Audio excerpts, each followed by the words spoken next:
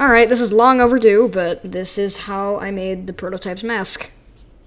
Alright, here we go.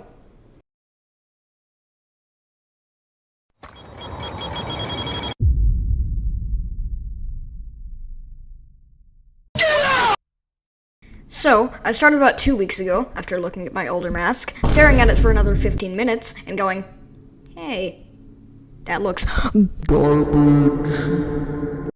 So now, the only logical option left is to make another one.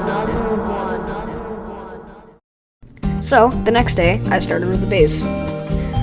I kind of started with about a quarter of a circle by making out of some cardboard strips and covered it with tape to fill in the gaps. I drew on his face, and then I carved out his face like a pumpkin. The tape was super flimsy, so I added some supports to the eyes and mouth, and then boom, I wasn't done.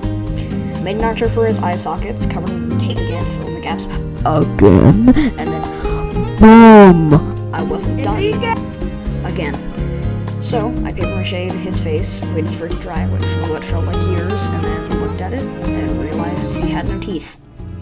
So, I took some foam clay, and I made what would be the base for his gums. It made teeth, and realized they were 4 centimeters too short. So I made them again, and again, and again, and did it 3 more times!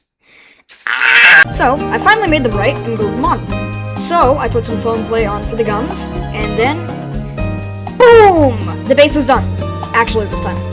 I started painting it, waited for the base coat to dry, and added a black wash over the white part of his face mask thing.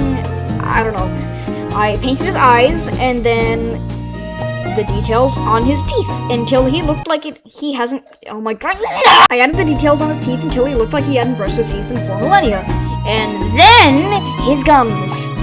After that, I put some Mod Podge on the mask, and then the front of his head was done.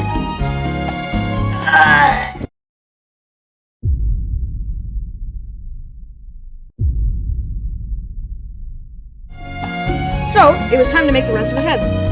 So, I started building up the rest of his weird circle head with some cardboard for armature, and used even more tape to fill in the gaps. I put some paper-maché on top to make it more sturdy, and I went down to the store to buy some fabric. And bought some. What else am I going to do at the store?